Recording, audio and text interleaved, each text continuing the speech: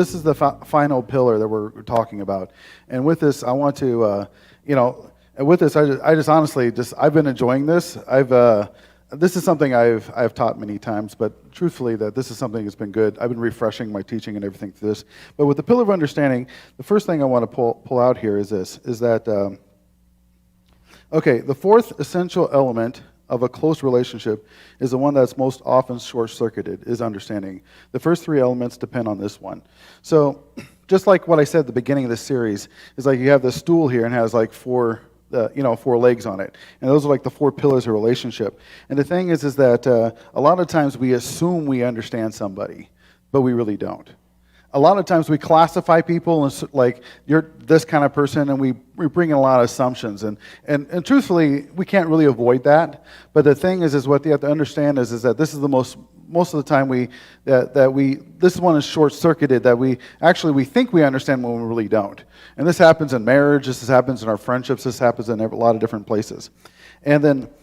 Here it says, understanding only develops over time. It is based on knowledge. You understand others by getting inside them and seeing life from their perspective. Through their eyes, it involves a tremendous amount of communication, of asking, sharing, and listening. So communication is key when it comes to understanding.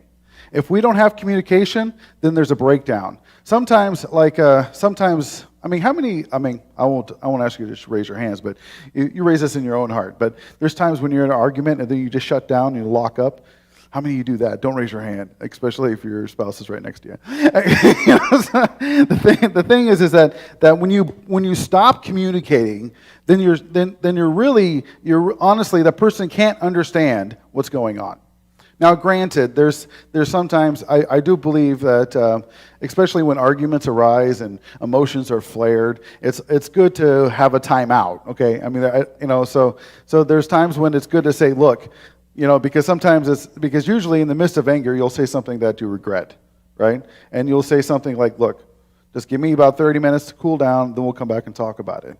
Okay, but you should communicate that, not just shut up and run into your corner and just say nothing.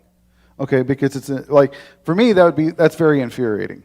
If I'm having a heated discussion and another person walks out, it's very infuriating. Okay, but if they tell me, give me 30 minutes, then I have some understanding that, okay, they need a process and so forth like that. So the thing is that, but communication is essential when it comes to understanding and the pillar. And if you don't have it, you have problems. And this brings us to the scripture here.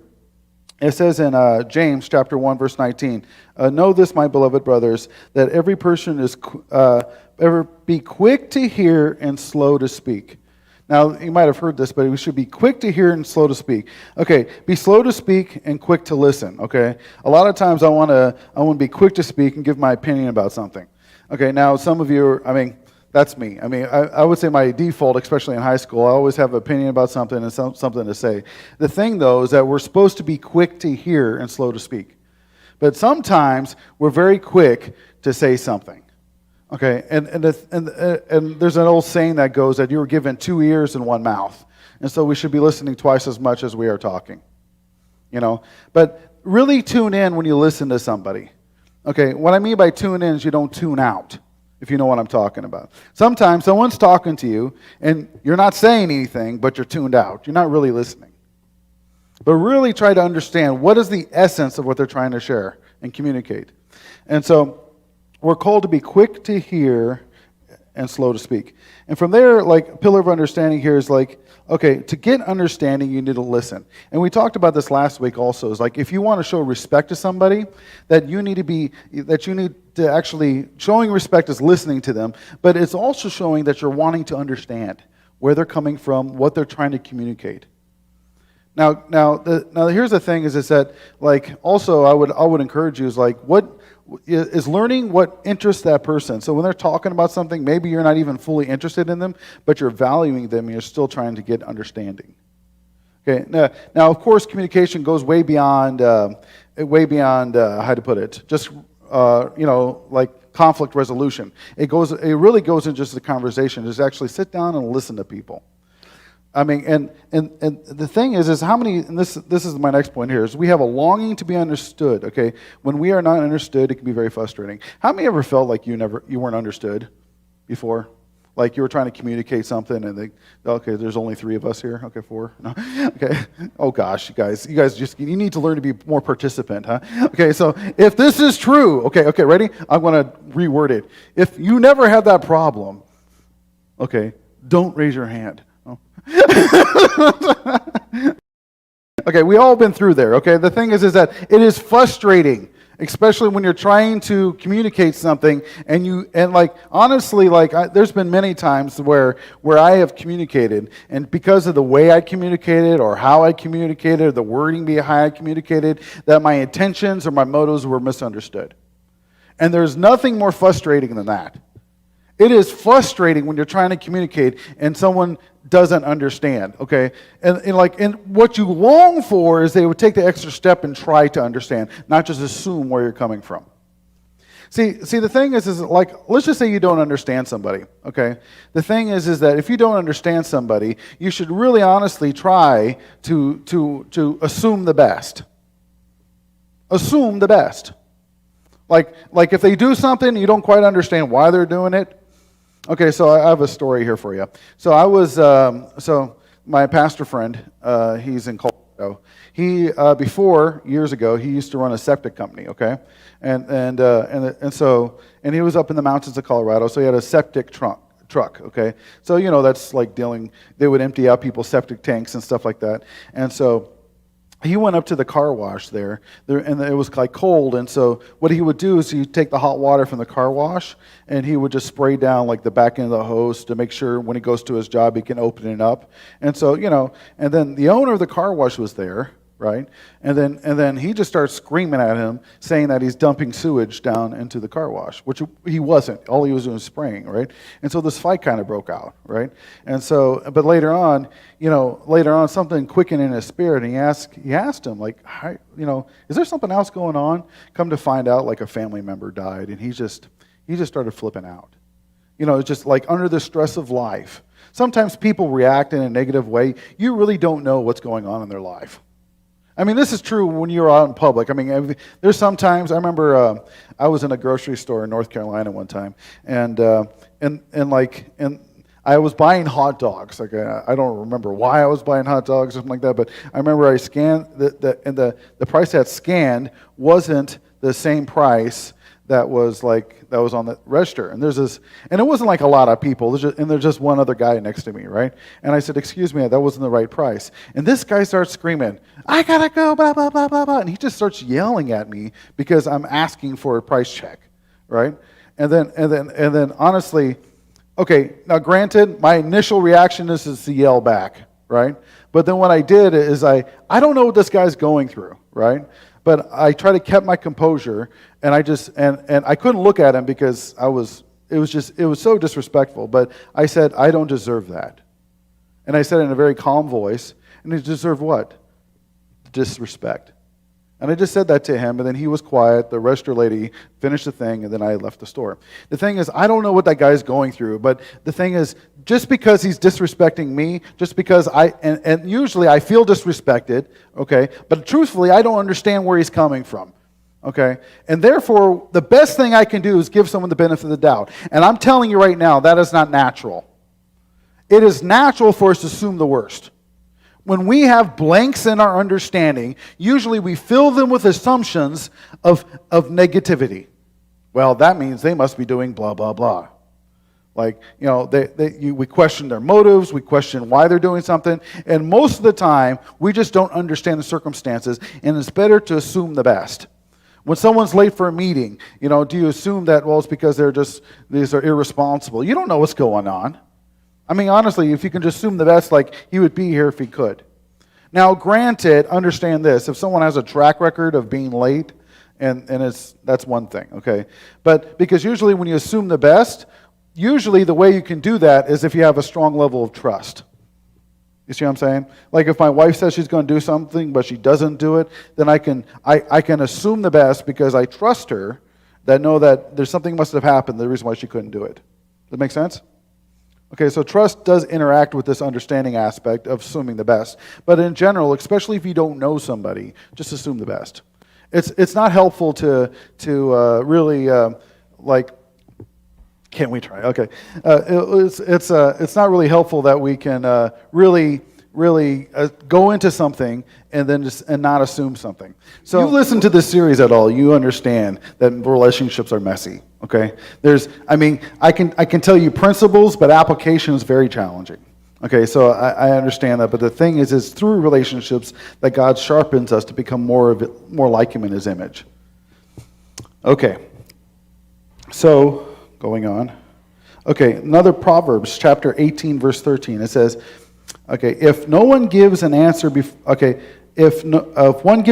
before he hears, it's to his folly and shame. Okay, just think about that. If one gives an answer before he hears, it is to his folly and shame. We should hear the question before you answer. How many times have you been trying to explain yourself, or you're trying to ask a question and then someone cuts you off and gives you like what they think you're asking? Has that happened to you before? Okay, the thing is that we really honestly need to sit down and really listen to somebody when we're communicating, especially when it comes to issues of trying to get understanding. Now, there's different kind of talk. I mean, when you're talking around the table and you're just, enjoying yourself. But if you're really trying to communicate a point and someone's trying to communicate to you, we really need to lean in and try to listen to what they say, not assume we know what they're saying. Okay? And that is what it is. It's longing to understand, not assuming you do. And I think assumption a lot of times hurts a lot of relationships. I've been in a situation, I've been in a number of situations where I'm trying to explain something, I'm cut off, and I'm told an answer to a question I'm not asking about. I feel disrespected, but also, the person is not really longing to understand me, so that is frustrating. Okay, so what we need to do is we need to lean in and listen to someone, especially when they're trying to share their heart. When we get into a place where they're trying to share intimate conversation, we need to lean in and try to understand. Okay, so Matthew chapter, now this is a very popular scripture we always read here. It's in Matthew chapter 7, verse 12. It says, so whenever you wish that others would do to you, do also to them, for this is the law of the prophets. So do unto others as you would do unto you. How many have heard about that, right? So what does that really mean? Now, I think I might have shared this to some of you, but if I haven't, if you heard this, then that's great, but if you haven't, then, if you have, just bear with me. Okay, the thing is that when we talk about do unto others as you would do to yourself, how do we apply that? Okay, do we do what we want done to us? Well, on some level, yes, but let's example, I like steak, but let's just say Michaela likes fish, and if I give her a steak, is that loving? Well, that's what I want done to me. If someone give me a steak, right? No, we don't say that. But if we look at the prior verses, so in Matthew chapter 7, verse 12, it says this, but in the verses prior to that, 7 through 11, it says this, ask and it will be given to you. Seek and you will find. Knock and the door will be open to you. For anyone who asks receives, and the one who seeks finds, and the one who knocks, the door will be open. For which of you, if his son asks for bread, will give him a stone? And if he asks for a fish, would give him a serpent? If you then are evil, know how to give good gifts to your children, how much more your Father who is in heaven give good gifts to those who ask him. So when we look at Matthew chapter 7, verse 12, we have to understand it's when we want to do something for someone, we first need to listen to them. Okay? When we understand what they're asking for before we give it. Okay, when we do unto others as we want to do unto us, it's in the context of listening. You understand that? If a son asks for a bread, would you give him a stone? So do unto others as you would do unto you. It's in the context of listening and leaning in and hearing what what that person is requesting. It's actually taking the time to understand that. Okay. Francis Assisi prayed this, that I might seek so much to understand than to be understood. If you want to be good in relationships, if you want to develop in relationships, seek to understand people more than trying to explain yourself. Really lean in and seek to try to understand where people are coming from. If we have a desire to understand, the and the truth is that is most of the time that's not the case. Most of the time we have a deep longing to be understood, but it's not matched to our desire to understand. We assume we understand, but we have a longing to be understood. Okay, what I'm saying is that if we long to understand others than to be understood, then we'll grow in our relationships. And sometimes, and this is sometimes, even like relationships is a dance. Okay, it takes two parties to do this. Sometimes people are not. For whatever reason, they're not trying to understand you, right? You need to get to the place where you're okay with that. You can try to explain yourself to somebody. Of course, when it comes to issues of marriage, this is very difficult. If your spouse is really not trying to understand you and there's a lot of negative assumptions, it becomes a very painful situation. Okay, but what I am saying is there's different levels of relationship that you have with different people. Okay, maybe you have a coworker that just assumes that you're like this and they don't really want to process you or talk with you. You just need to get to the place where you just try to understand that person even though they're not trying to understand you. Okay, not saying that you're going to have a strong relationship because it really does take two parties to do this. But our longing is to try to seek and try to understand them where they're coming from. There's a lot of people who act in a very negative ways, and sometimes most of the time it comes because they come from a broken past. Okay, and if we had a glimpse of where people came from, then we have a lot more compassion of where they're at. And a lot of times we make excuses for our own dysfunction because we understand our past. You go, well, you don't know what I've been through. Therefore, it gives me a right to treat you like dirt. Not really. That's a lie. But the thing is that we excuse ourselves, but we don't give that same benefit to other people. If you hear what I'm saying. My thing is that there's certain people that they're not trying to seek to understand you, and you're just going to need to just love them anyway. I'm not saying you're going to be very close with them or you're going to be best friends, but the truth is that you're just going to try to assume the best and try to pray for them and have compassion on them. And this is what Jesus is talking about when he says love your enemies. And we'll get a little bit more into that later. Okay, the next thing I want to point out here is that such understanding only happens when someone reveals himself or herself to you. Okay, they will never reveal themselves to you unless they trust you, and they will never trust you unless they know you, and they'll never know you unless you reveal yourself to them. So there's an aspect of wanting to be understood, but there's also an aspect of transparency. Okay, sometimes so I was online. I'm an admin to a Youth of the Mission group site, and someone put up a survey, and in the survey they're asking all these kind of personal questions about their background in YWAM. But if you go to the person's profile, it's kind of blocked out, right? And so a lot of people start reacting to the post negative, assuming they're trying to do something, blah blah blah. And as the admin, I privately messaged the person. I said, look.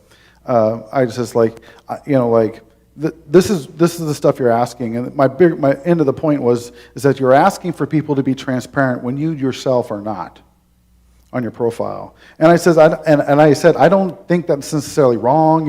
I understand why people don't do it. Come to find out, she was a missionary in a country where if she was found out to be a missionary there'd be she could spend jail time. Right, but then it hit her, and then so she just came online and apologized. Said sorry about that. I didn't realize that this was going to happen. And she thanked me for bringing awareness to that. The thing is that people don't want to be transparent unless you are transparent.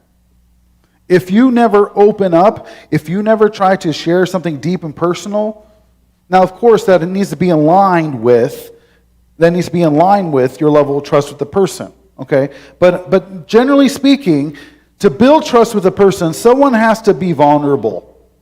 Someone has to start sharing something a little more deeper than just the surface level stuff. Okay, now granted, I would have to say this. In general, you can. I think Asians are better at this than most, I would say, Americans per se. due to our individualistic, culture, and I'm speaking as a white man, okay? The thing is that generally speaking, it's like Americans generally, there's different levels on how they open up, and they open up to very few people, at least in my own experience, as speaking as an American, okay? Now my Pinoy side, even though, like, ako, gawas lang kong, Americano, but suluso imong kasing-kasing, Pinoy na, diba? Okay, I speak Bisaya, so for those who understand that, you know what I'm talking about. The thing on that side of me, we're a lot more open to open up and be a little more intimate as Asians. But generally speaking, sometimes with past pain, we block things out and we choose not to share certain things. Now, I'm not saying share everything to everybody. Okay, I'm not talking being reckless with your private information. What I am asking is that if you want to get deeper relationships, and truthfully, you have been designed to have deeper relationships. That God created you to be a person in intimacy. You're designed for it, okay? But a lot of times because of pain, we don't open up. But if you want to grow deeper in relationships, you're going to need to grow in this. Okay. Understanding is what we cry out for the most. We have a longing desire to be understood, but it's not the same level we try to understand the other person. I made that point earlier. Okay, we should try to understand more than we should be understood. And I want to step into a thing, and this is kind of bringing finale to the 4 pillars, and I want to talk about the risk of relationship. Because every relationship, there's risk to be taken. And with the risk of relationship is all these pillars or foundation stones of close relationships involve an ingredient called risk. Okay, neither love, nor trust, nor respect, nor understanding will lead into a loving relationship unless both partners are willing to risk and be vulnerable. Now, when we talked about the 4 pillars, in general, there's 2 pillars that we apply to everybody. Okay, what I mean by that is we're called to love everybody and we're called to respect them at a certain level. Okay, but the other 2 pillars, but it takes all 4 pillars to build a relationship. You got that? I can't sit on this stool if it only has 2 legs. Okay, it requires, especially if there's an amount of weight sitting on it. Now, I'm not a featherweight, but the thing is that the reason why the stool can support my weight is because all 4 pillars are strong. They're equal in length. They're not imbalanced. And because of that, it can support my weight. Because relationships, like I said in the beginning, gets tested. They are tested. You will go through a testing. But, and this is something I didn't put in my notes, but I need to point out. I said this in the first message I did when I started the series, is that the foundation needs to be Jesus. Now, if this platform isn't flat, I could topple over. But because the platform is solid, then I can build on it. And this becomes a solid foundation for which my 4 pillars stand on. And I have to say that the strongest relationships we can have is especially of those in the faith. Okay, because we're built on a solid foundation. But every relationship will be tested at some level. Okay, sometimes we assume we're at a certain level with somebody, but when the storm comes, that's when we realize how close we are with somebody. We realize in our failure or when someone else fails, how far we're willing to go. We realize how strong their relationship is. Okay, but understand that 2 of the pillars, 1, 2, we should apply to everybody, but the other 2, it takes like understanding and trust, and those also need to grow. But of course, as you grow in understanding and trust, also at the same time your love and your respect will grow for them too. I respect my wife more than I respect others, and the reason why is because of my relationship I have with her. And I should, granted, But the thing is that it takes all 4 to have a relationship. Now, you can respect people that you don't know, but if you're going to have a relationship, you need to have all 4. And understand they grow simultaneously. Okay? But when you do that, you put yourself in a risk. So example, when I sit on this stool, I'm putting my faith in the stool that it's going to hold me. Okay? That I'm trusting the stool to support me. And the thing is that I have a trust for different people that I feel like I can trust them. And if you look at the way I'm sitting on the stool, I have no backup plan in this sense. Okay, my feet aren't anchored. I'm not thinking about something else. The thing is honestly, I'm putting my full faith that this stool is going to support my weight. Okay, and the truth, and the thing is that really, when you're in a relationship with somebody and you're becoming, there becomes a level of, how do I put it? I want to say dependency, but probably it's not. I'm not looking for dependency. I'm looking for, like, the thing is that there's a level where you trust them, where they could let you down and hurt you. Does this make sense? So, okay, risk of relationship. So everything boils down to being willing to risk. You can't have a relationship. You can't unless you're willing to go through the possibility of being hurt. There is no guarantee as you strengthen in relationships that someone's not going to hurt you at some stage. Okay. This is the foundation of all bases of relationships. Through this, you can discover what's best for you and what isn't, and especially in spiritual matters. But the thing is, what I'm talking about is this: is that it boils down to, are you willing to take a risk? Okay, if you do not open up, if you're not transparent, if you don't trust anybody, you're isolating yourself, and that God has not intended you to do that. Okay, and like I said in pillar, I'm talking about the pillar of love. Okay, God said in 1 John that says, if you say you love me but hate your brother, you're a liar. Because how can you love something that you don't see but hate something you do? What God is saying directly is that your relationship with God is directly connected to how you relate with other people. As you learn to grow and connect with other people, that relationship with God also strengthens. And God uses people to help you grow in your relationship with Him. But in that, there needs to be a risk taken where we can get hurt. We're like, well, why would God do that? God reaches out for a relationship with you with the risk of being hurt. Every time we sin, God hurts. Every time, I'm just saying, Jesus was willing to embrace pain to restore relationship with us. And I'm just saying, what did Jesus say in John chapter 13? After He washed His feet, see what I've done to you? Do this also to others. He set us a model on how to live. I'm just saying, the thing is that we are designed to have relationships, and we need to be willing to take the risk. And if we're not willing to take the risk, then we're doing ourselves a disservice. And I'm not just talking about having the potential of getting married one day or something like that, but we're also, the thing is that your relationship with God is affected. Okay. Next one here. Okay, since relationships are risky, they choose to have a meaningful, lasting connection with a significant other may not be an easy choice. However, the rewards of an intimate relationship make it one of the greatest choices you'll ever make. Okay. I don't know if I said this, but if I have, you need to hear it again. Okay. There's three major events in your life that once you make these decisions, that your life will never be the same. Okay. The first one is this. Is accepting Jesus as Lord. Once you enter in that relationship, your life will never be the same.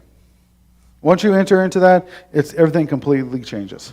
Okay. The second major event that will change your life, that life will never be the same again, is when you get married. Okay. Once you get married, I'm just saying, if it's a good marriage or bad marriage, or if it ends up in divorce, the thing is, your life will never be the same. You cross that bridge, and I'm just saying, after you're that, everything changes. And it's a very important decision, okay? I'm just telling you. One of the, outside accepting Jesus is probably one of the most important decisions you'll ever make in your life. It will direct your life in a lot of ways. And the third one is having your first child. Your first child will rock your world. I'm just, all the parents laugh. It's true. I'm just saying, it's that's a relationship that it opens your eyes and to see things that you never saw before. But those are the three things. But I can tell you, each and every one, I'm just saying, trusting God. I mean, there's a risk we take because honestly He'll ask us to push us to grow deeper in Him. And then when you get married, I tell you, when you marry someone the truth is that we're not perfect, right? And then we marry someone who's not perfect, there's going to be problems. Okay, I'm just saying, there will be. And if you raise kids, oh my gosh, Lord help us. I'm just saying, these are three things that changes your life completely. There's no going back after that. Okay, I'm a father, I always will be. I'm just saying, it's just like, but I could tell you that we have to understand these are pivotal decisions that will change our course. They're pivotal. I mean, I'm not saying there's not other decisions that won't either. I mean, of course, God's speaking to you on what kind of career you're supposed to take. Those do too. But these three major ones, I'm telling you, they will rock your world. But again, all of them require risk. All of them require risk. And and especially when you're talking about getting married, I would really just bathe that in prayer. I'm not saying, people have different theories about marriage and stuff, like that God chose this person for me or whatever, blah, blah, blah. My bigger point is this, is that you better be, honestly, for me, I would say you better be being led by the God. That relationship should bring you closer to God, and if it doesn't, then you should get away from that relationship. And I'm talking in an intimate way. If it doesn't bring you closer to God and it's pulling you apart, well, that's not a good recipe for a lifelong relationship. Okay, it's not. I remember when I was engaged with my wife. She wasn't my wife then, but we were a couple there. But I remember there were times, the most precious times we had is when we prayed together. I could feel the presence of the Holy Spirit fall upon us. She's good for me. I know God better because I married my wife. And I think she knows God better because she's learned how to forgive. She learns, oh God, He's a really forgiving God. Gave me Dustin to figure that out. Okay. So let me pray for you. And then Father God, I pray, Father God, as we, Lord, as you're speaking to us about understanding, Lord God, and also the risk of relationship, that we would take the step forward to hear you more and to really try to understand. Just bring understanding to it. Lord, give us understanding, and how we build on this and long to understand others more than we wanting to be understood. In the name of Jesus.